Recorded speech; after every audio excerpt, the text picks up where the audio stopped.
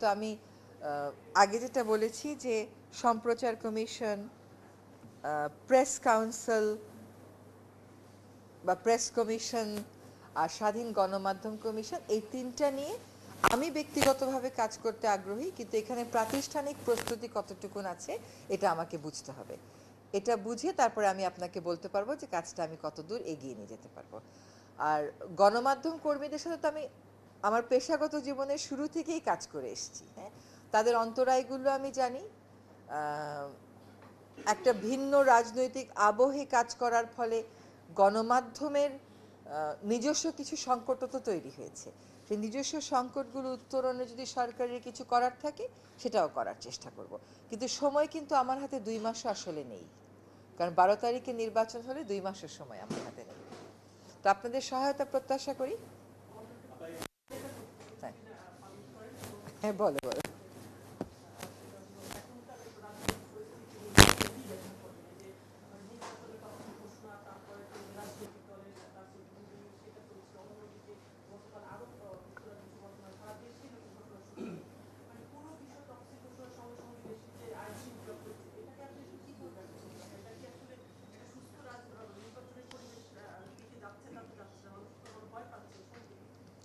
মানুষকে ভয় দেখাতেই তো এটা করা হচ্ছে।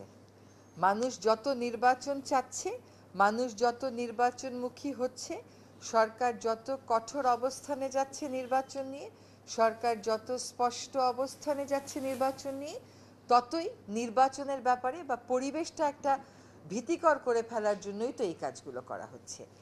এখন আমরা দীর্ঘ স্বৈরাচারী শাসনের পরে দায়িত্বপ্রাপ্ত একটা সরকার। আমাদের পক্ষ থেকে আমরা স্পষ্ট বলতে চাই যে নির্বাচনের যে তারিখ ঘোষণা করা হয়েছে, নির্বাচন সেই তারিখই হবে। অপচেষ্টা যে থাকবে, 16 বছরের স্বৈরাচারী শাসনের যে ফুটপ্রিন্টটা রয়ে গেছে, সেটার কিছু কিছু আউটকামই এগুলো। এবং আপনারা যদি আমাদের মাননীয় প্রধান উপদেষ্টার দপ্তর থেকে যে প্রেস বিবৃতিটা পাঠানো হয়েছে, সেখানে দেখবেন যে আমরা স্পষ্ট করে বলেছি যে নির্বাচনের ভিতটাকে দুর্বল করে দেওয়ার জন্যই এই আক্রমণগুলো করা হচ্ছে। কিন্তু বাংলাদেশের মানুষ সবসময় এই ধরনের আক্রমণ প্রতিহত করেছে। সরকার বাংলাদেশের মানুষকে সাথে নিয়ে এই ধরনের হীন, কাপুরুষোচিত এবং ষড়যন্ত্রমূলক আক্রমণের জবাব দেবে সঠিকভাবে নির্বাচনটা অনুষ্ঠানের মাধ্যমে।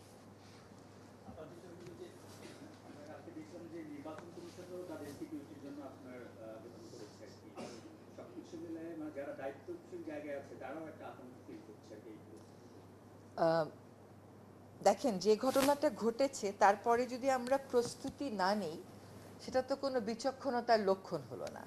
এটাকে আমি প্রস্তুতির কথা বলবো, যাতে করে আমার প্রতিপক্ষ কোনো রকমের আর সুযোগ নিতে না পারে। এটাকে আমি আতঙ্ক বলবো না, আমি বলবো এটা আমাদের প্রস্তুতি।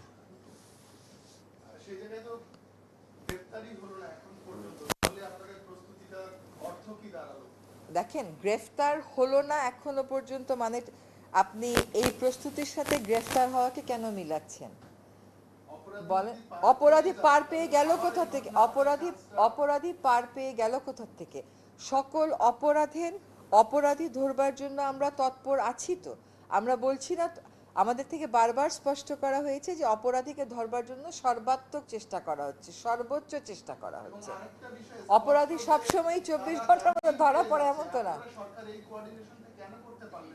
শুধু এই একটি ঘটনায় না, আমরা অনেক আসামির ক্ষেত্রে দেখেছি যে তারা জামিন পেয়ে যাচ্ছে, নন বেইলেবল মামলায় জামিন পেয়ে যাচ্ছে। শুনেন, একটা কথা বলি, নন বেইলেবল আর বেইলেবলের মানেটা আপনাকে বুঝতে হবে।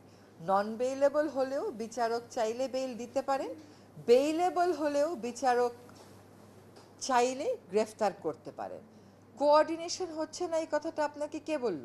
দুটোই তো কথা বলেন।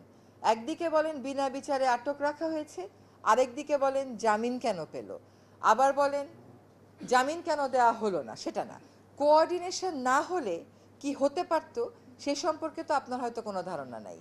আপনি একটা ঘটনাকে দিয়ে যদি বলে দেন যে কোনো জায়গায় কোনো কোঅর্ডিনেশন নাই, এটা ঠিক কথা হচ্ছে না।